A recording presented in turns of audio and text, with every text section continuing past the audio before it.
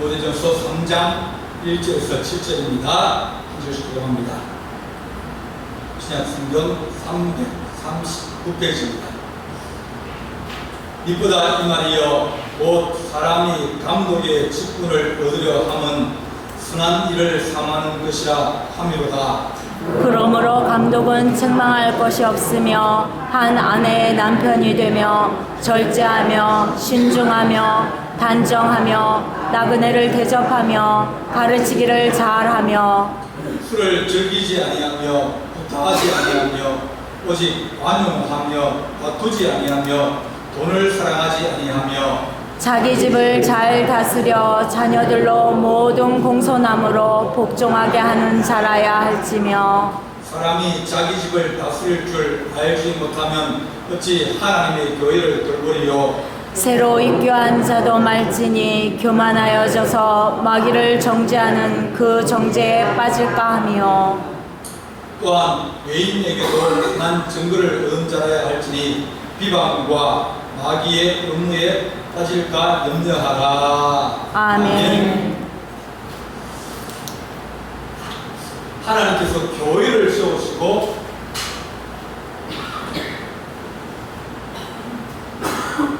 교회에게 성령이 강림하셨습니다. 예수님께서 내가 아버지께로 가면 내가 너희에게 성령을 보내주겠다.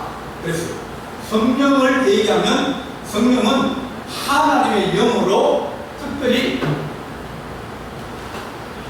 능력을 많이 얘기합니다.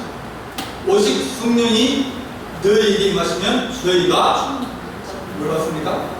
권능을 받고, 권능이라는 것은 권세와 능력이라는 것입니다. 능력을 받고 온 무대에 사마리아 온 무대에 사마리아 땅까지 이르러 내 주인이 되리라 하시는데, 성령이 임하면 그러면 교회에게 직분과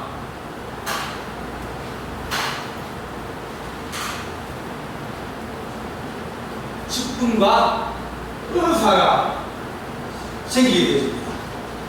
직분은 뭐냐면 이건 조직입니다.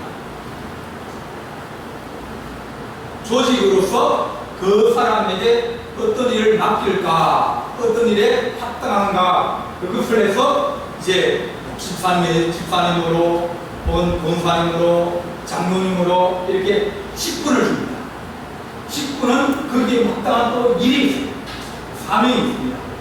그런데 그 직분과 또 다르게 하나님이 주신 은사가 있습니다. 은사는 이건 카리스마라고 해가지고 능력을 얘기합니다.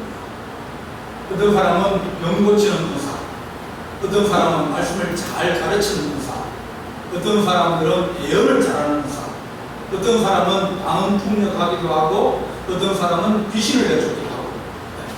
그런 것은 은사입니다. 은사는 하나님이 마음대로 주시는 거예요. 주고 싶은 사람에게 주시는 거예요.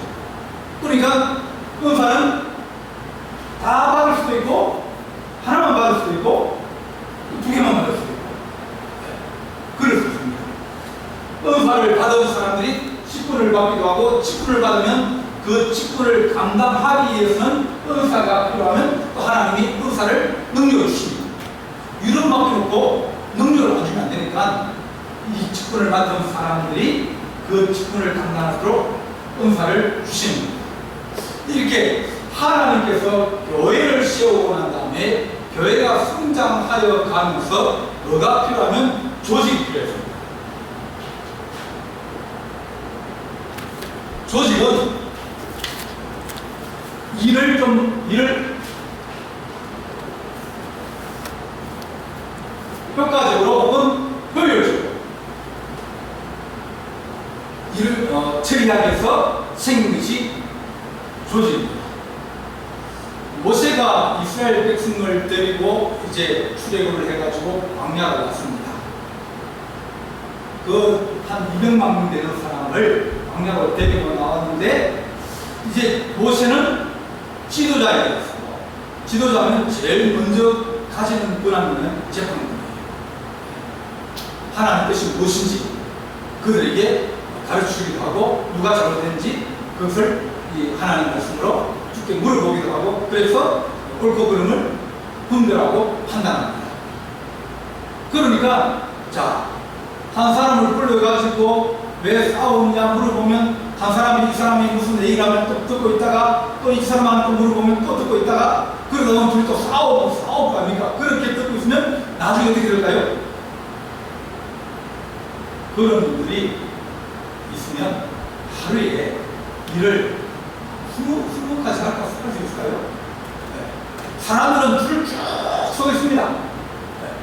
그런데 이 두 사람의 문제가 서로 싸우면서 결단이 잘 안 나니까 그 일을 듣고 있으면 머리가 띵하기도 하고 또 서로 싸우기도 하고 싸움도 말리기도 하다 보면 지치고 힘들고 피곤한 거예요.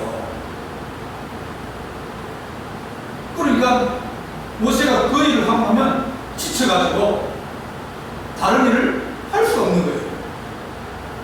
그래서 모세의 장인 이드로가 가만히 이제 모세를 장인이니까 장인 좀 와주십시오. 우리는 이 광야 사막으로 길을 잘 모릅니다.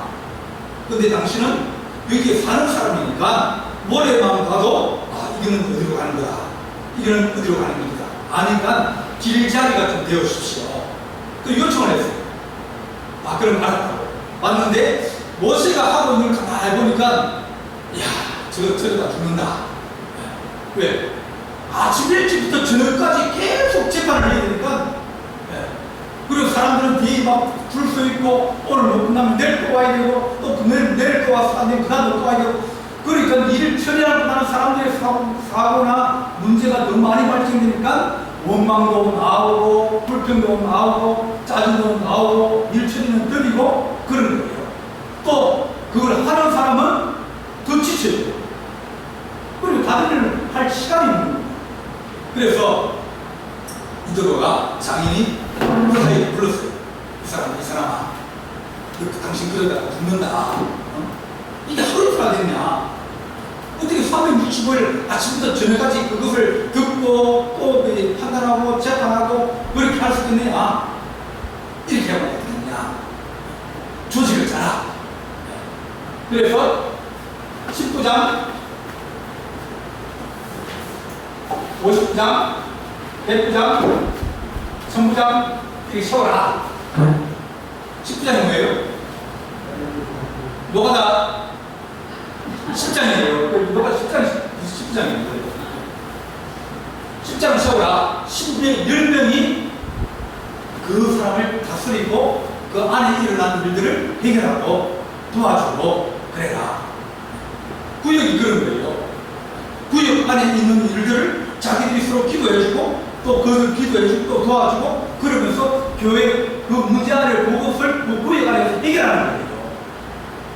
근데 그 문제가 해결 안 되면 어떻게 해요? 그럼 어디로 가야 돼요? 목사님. 장로한테 가야지. 19장이 해결 안 되면 어디 간다? 59장한테 가는 거예요. 59장한테 가는데 해결 안 되면 해결 안 돼요. 그러다 보면 일이 오면서 점점 가면서 그 소송을 내고 문제를 제기했던 사람이 시간이 되면 이렇게 된다. 해결. 시간이 가면 포기한다. 네. 대부분까지 가라 그러면요 지칩니다. 그분이 재판을 잘 안 해줘요. 왜냐면 그분들도 이걸 깊이 생각하고 의논하고 그러기 때문에 하물하면 1년씩 6개월씩 그렇게 기다려야 됩니다. 그 사람들은 사무실 가면 서류가 이만큼 쌓여있어요. 일이 밀려있는 거예요. 한 가지 일만 가지고 한나절을 얘기하고 그래도 결론이 안 되고 애매한 경우도 있고 많은데 그러니까 그 문제가 올라오면서 자연적으로 이사를 가든지 혹은 그 사람이 죽든지 이렇게 해가지고 문제가 자연적으로 해결되는 경우도 있고 자연적으로 해결 안 되면 어떻게 해요? 위에 사람이 경험이 좀 많고 그 말씀을 잘 알고 또 사람들이 어떤 그 리더십에 있어가지고 잘 달래기도 하고 화해하라고 이렇게 조정해 주기도 하고 그래서 일을 해결해라. 너는 아주 어려운 일들, 복잡한 일들, 사람들이 해결하지 못하는 그런 것만 해결하면 될까 하느냐. 그렇게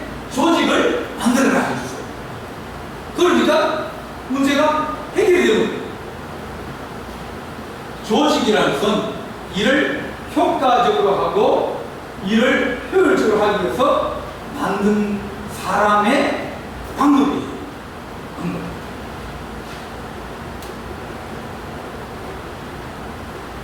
그래서 교회가 제일 처음에 교회가 이제 오순절 마가에 따라가면서 성령이 임하고 난 다음에 교회가 생겼어요. 그죠? 교회가 그때 생겼습니다. 교회가 생기고 난 다음에 조직이 생겼어요. 뭐가 생겼습니까? 사도가 있고, 그 다음 누가 있어요? 그 다음에 모든 사람은 뭐예요? 제자예요. 혹은 순도라고 해서. 근데 사도들이 밥하고 설거지하고 밥고 배급해주고 이런 일을 하다 보니까 너무 힘들어요. 날마다 밥을 줘야 되는데, 그래서 기도할 시간도 없고 기도하려고 하면 왜? 그때부터 아주 졸기 시작하고 왜? 피곤하니까. 그래서 사도들이 모여서 의논했습니다. 우리가 기도하고 말씀 전하는 일을 내두고 밥만 하고 앉아 있어가지고 이래서 교회가 되겠느냐. 그래서 우리를 도와줄 하나님의 집을 돌볼 사람을 세우자. 그래서 집사를 세우고 있습니다. 그 집사를 세울 때 그 집사의 조건은 뭐예요? 첫째는 성령에 충만한 자. 두 번째는 지혜가 있는 자. 성령이 충만해도 말을 잘 못하면 뭐예요? 말을 전달을 잘 지혜롭게 전달을 했는데 지혜롭게 못하고 그러다 보면 오히려 문제가 더 커지는 경우가 생기거든요. 그래서 지혜롭게 일을 처리할 수 있는 사람, 은혜를 받고 열심도 있고 소망도 있고 성도를 사랑하는 마음도 있고 교회를 사랑하는 마음도 있으면 그러면 그 중에서 지혜로운 사람이 있다. 그래서 교회 일은 지혜로워야 됩니다. 세 번째는 뭐예요? 칭찬받는 자. 사람들에게 인정받고 사람들에게 칭찬받고 사람들이 그 사람을 이제 알고 우리가 따를 수 있고 우리가 순종할 수 있고 우리가 숨길 수 있는 그런 사람들을 이런 조건으로 해서 집사를 세워라 그랬습니다. 그러니까 그 당시에 뭐만 있었다고요? 사도하고 집사만 있었어요. 그 외에는 없었어요. 초기에는 그런 게 없었어요.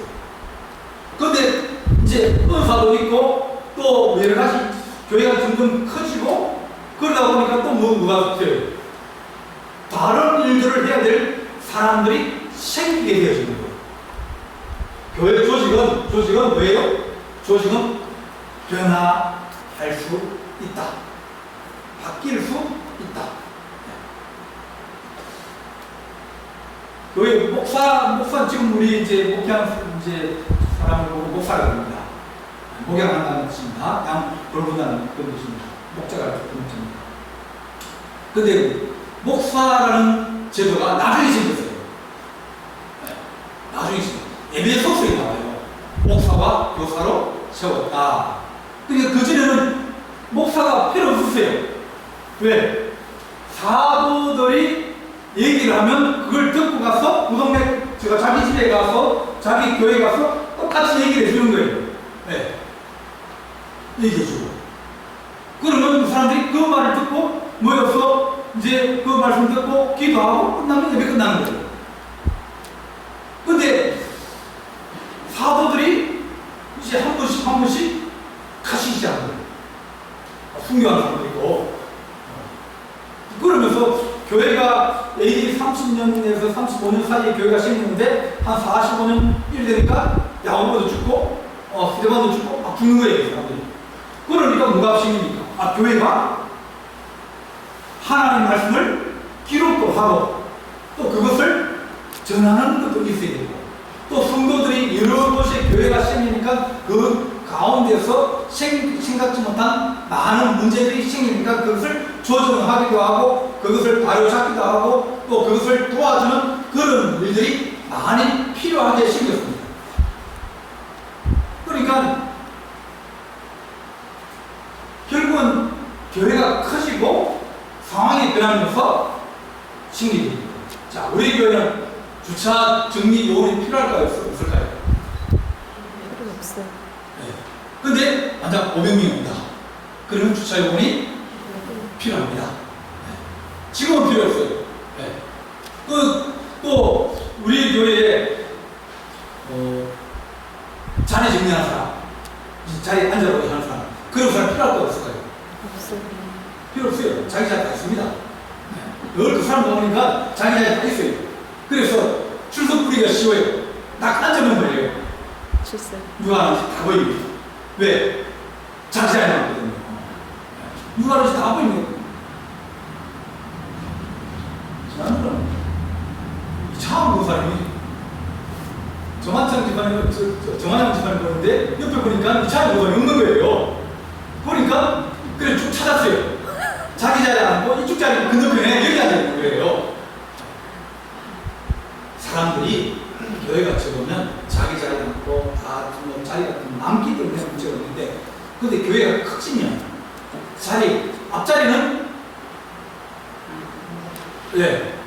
앞면 받쳐가지고 너무 앞에 안 앉으려고 그러죠. 네. 그러니까 어떻게 돼요? 뒷자리가 차는 거예요. 근데 예배 시간에 꼭 늦게 오는 사람이 있어요. 그런 사람들이 예배 중간에 자리가 없으면 어떻게 돼요? 앞으로 올 수 있어요?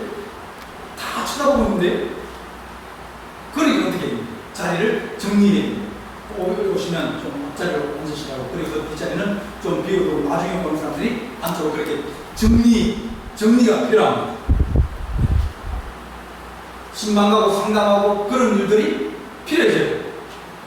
이제 교회는 어떻게 보면 이제 심리적이고 관계적인 문제가 많이 생겨가지고 상담이 필요한 그런 시기입니다.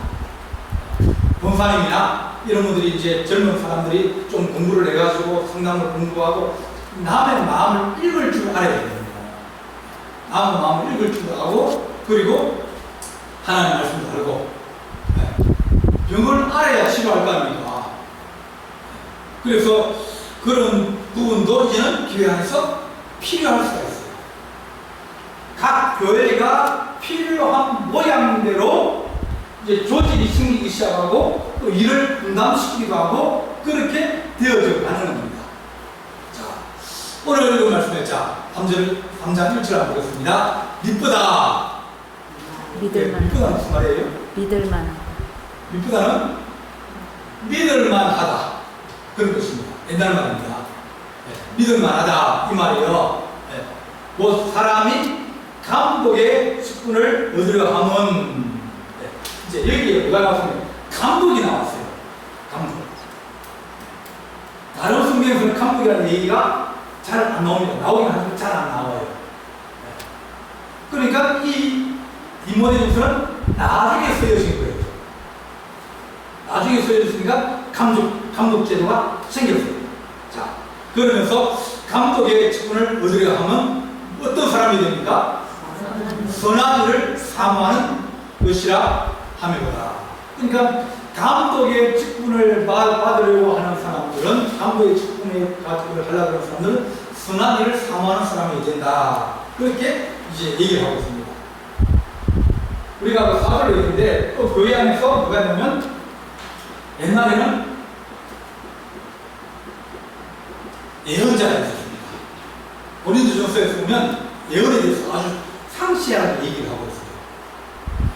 이건 예언은 하나님께서 그 사람의 어떤 처지와 환경을 알고, 그리고 그에게 하나님께서 주시는 이 회개하라든지 또 준비하라든지 대비하라든지, 그러니까 성도의 신앙적 성숙을 위해서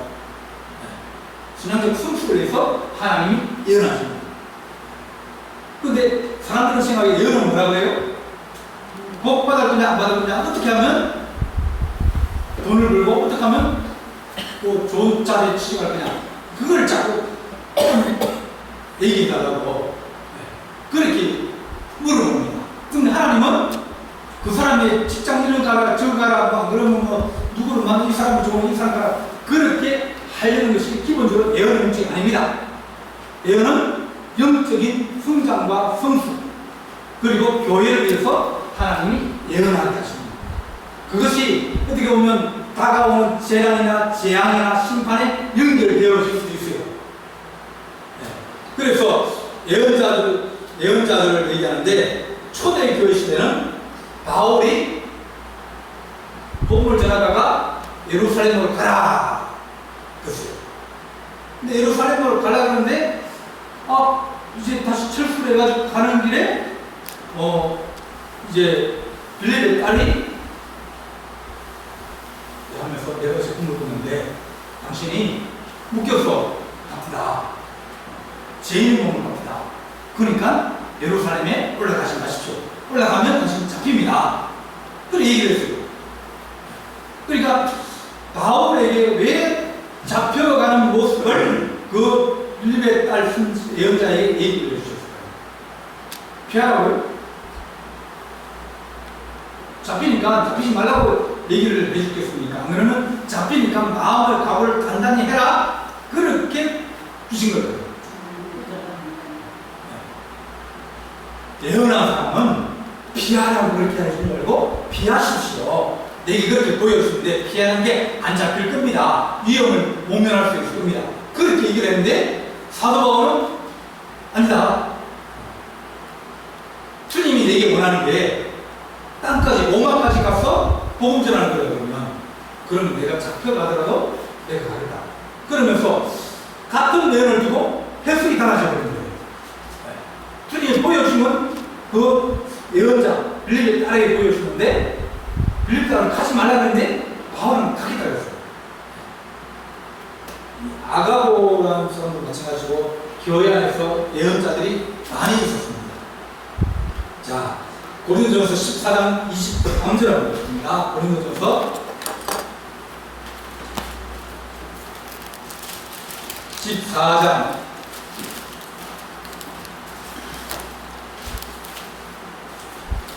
24절.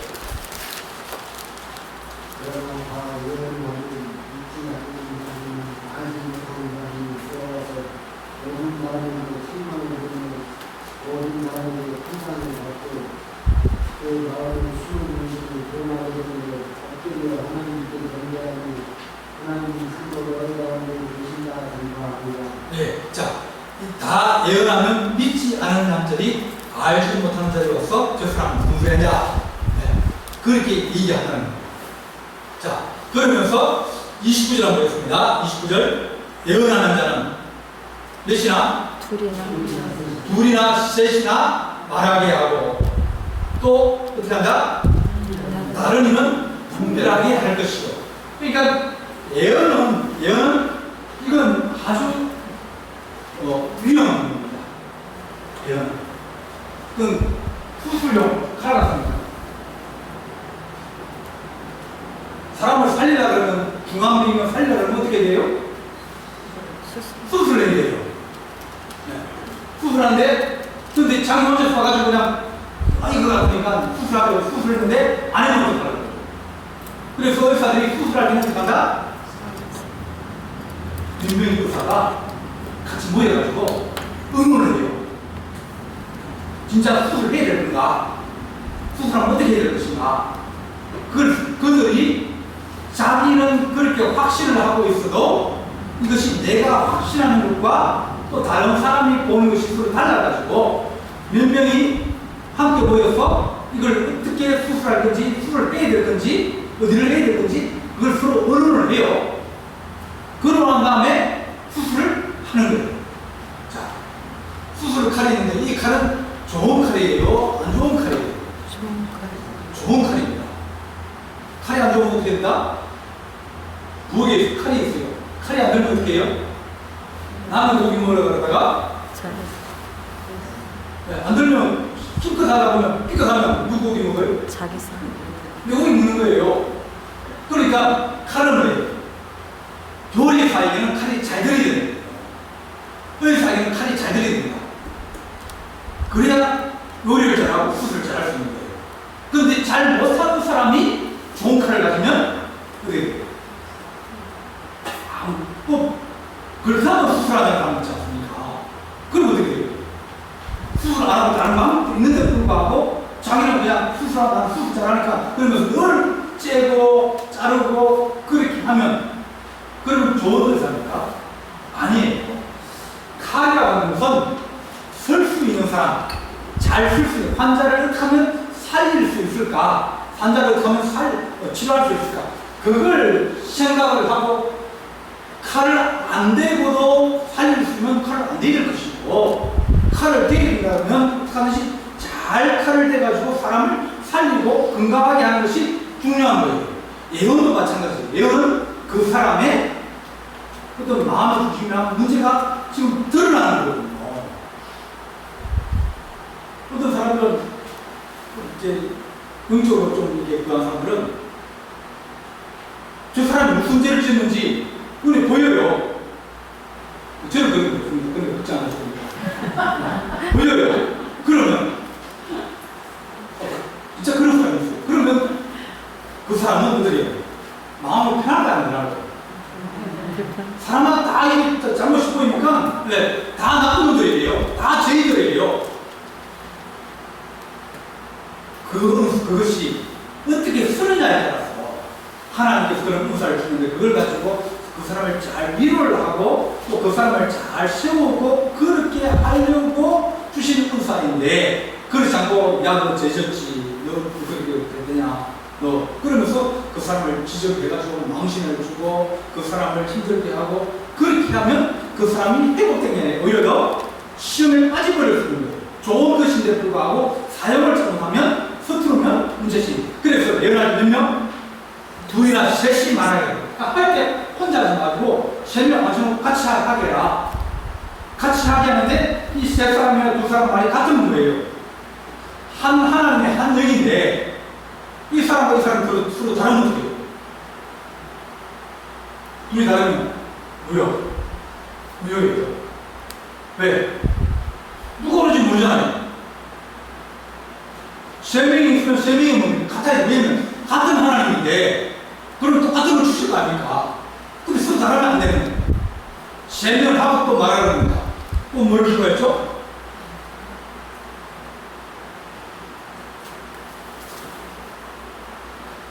30절. 29절. 분별. 둘이나 셋이나 말을 하려고 다니는 뭐한다? 분별해라. 그들이 참된 하나님의 영으로 예언을 하는지 안 하는지 분별해라. 그러니까 내가 원하는 게 있어요. 그죠? 내가 원하는 게 있어요. 내가 원함이 강하면 어떻게 됩니까? 그러면 오늘 내 식으로 내 생각으로 이것을 꺾어요. 그러니까 자기의 판단으로 하나님 주신 것도 자기 판단으로 해석을 해버리는 거예요. 그리고 그것이 하나님께 왔다 그러면서 자기 생각이 더 많이 들어가는 경우들이 자주 생깁니다. 그러면 그것이 틀린 경우를 말하는 거예요. 예언요? 예언 틀린 거 맞습니다. 네.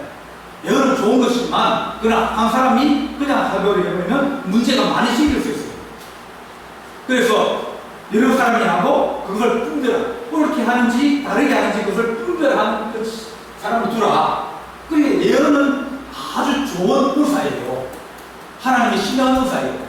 그런데 그것을 가지고 교회 안에서 문제를 만들고 시험에 들게 하고 그 사람이 실축하게 만들면 자 쓰레기 좋겠습니까? 안 쓰레기 좋겠습니까? 맞습니다. 그래서 안 쓰레기 좋다 하니까 점점 그렇게 쓰는 사람이 줄어들다 보니까 교회가 문제 생기다 보니까 예언 형사가 줄어드는 거예요. 그런데 세상이 힘들고 어지러지면 뭐가 있다는 거예요? 예언자들이 나라가 망하기 전에 또 북왕국 이스라엘이 망하기 전에 그때 호세아, 아모스 또 이 여러 선지자들이 일어났거든요.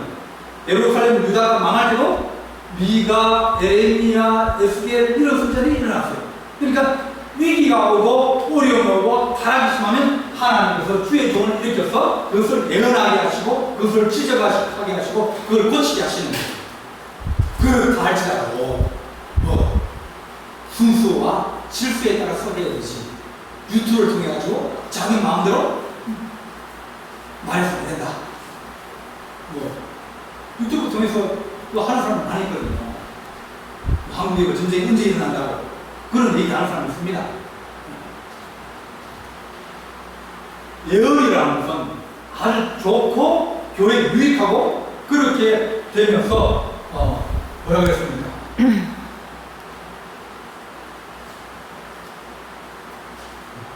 예언하는 것을 39절입니다.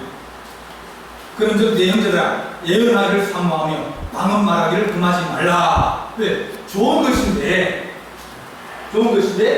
그것이 문제를 많이 주면 그것을 제재하기도 하고 그걸 조절하기도 하고 그것을 관리하기도 하는 거예요. 자, 그 다음에 주께서 하시는 것이 뭐냐면 이 감독입니다. 감독은 코피스라는 건데 이건 돌보다 감독한다, 치료한다 그런 뜻입니다.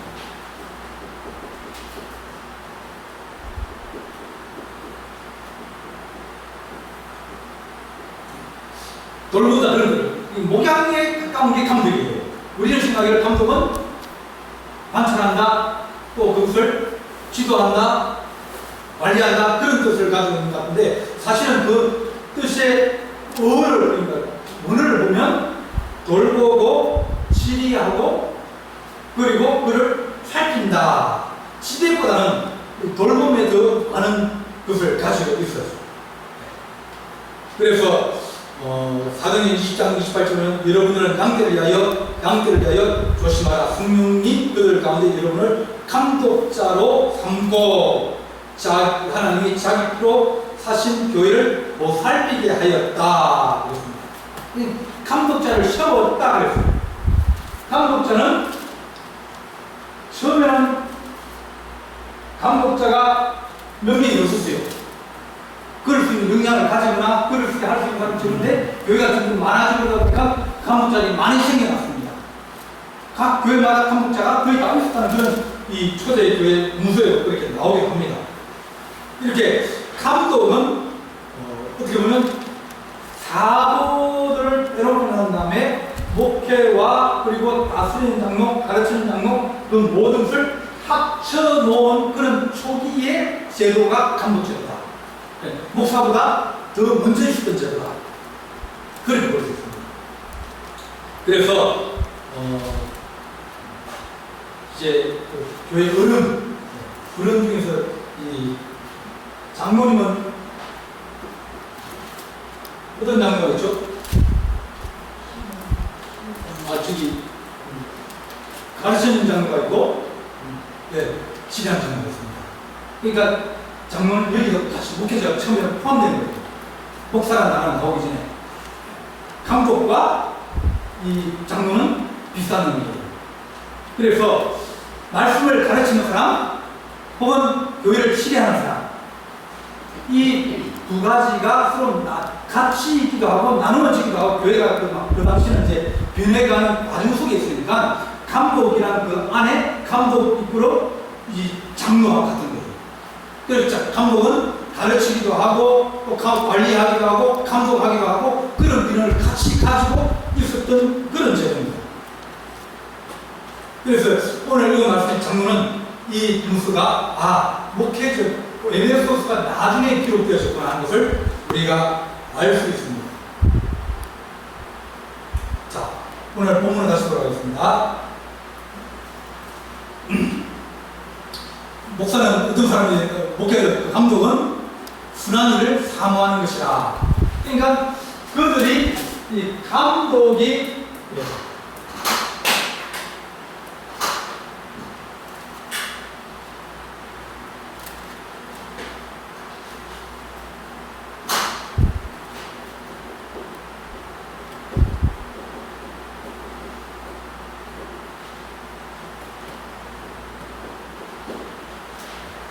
시대적으로 이렇게 바뀌어갑니다. 단어가, 용어가.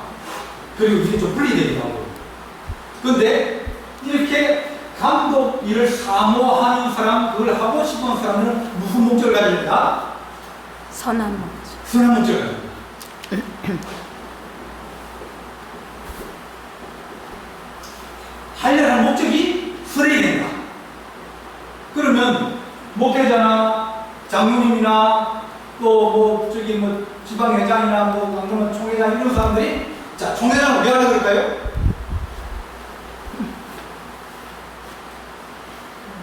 총회장 하려는 이유가 뭐예요? 선한 목적이 있습니다. 선한 목적이 있습니다. 선한 목적이 내가 그래도 우리 교단의 총대장이라는 어떤 권위나 명예나 그런 것을 목적으로 하면 그러면 할 일이 없어요. 그런데 어떤 선한 목적을 가지고 있다 그러면 할 일이 많아지는 거예요.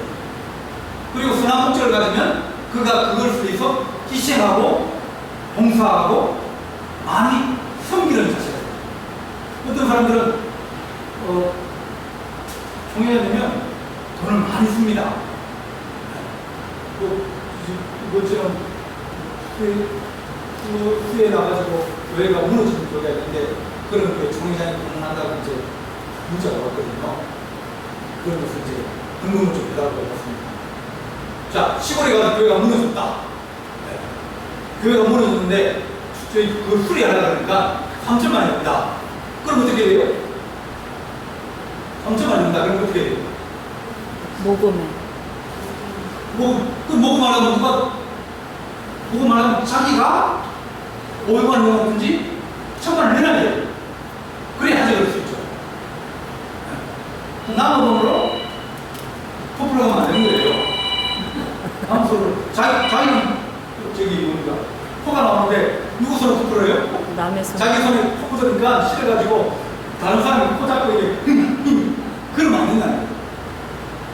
선한 목적을 가지면 어려운 데 가면 자기가 내놓고 우리 집사람 도웁시다. 그러면 다른 사람들도 그 뜻에 동참하고 도와주고 그러는 거예요. 그렇게 어떤 이 감독이나 장로나 목사가 선한 목적을 위해서 일을 하게 되면 그 선한 그 목적 때문에 이 직분이 빛이 나게 되어지고 하나님께도 영광되어지고 내게도 명예가 되는 거예요. 그렇지 않고 어떤 명예라든지 그런 어떤 금전적인 이익이라든지 그런 것 때문에 하게 되면 결국은 나중에 가면 뭐한다? 아십니까? 욕먹어요. 끝나가면 욕먹어요.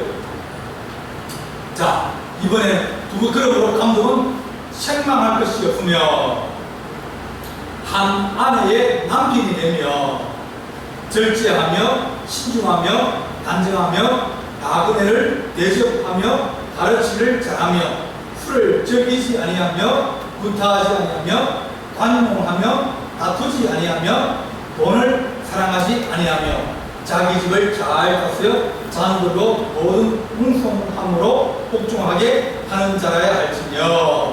자, 이것이 감독, 장로, 목사의 어떤 가져야 될 등록이에요.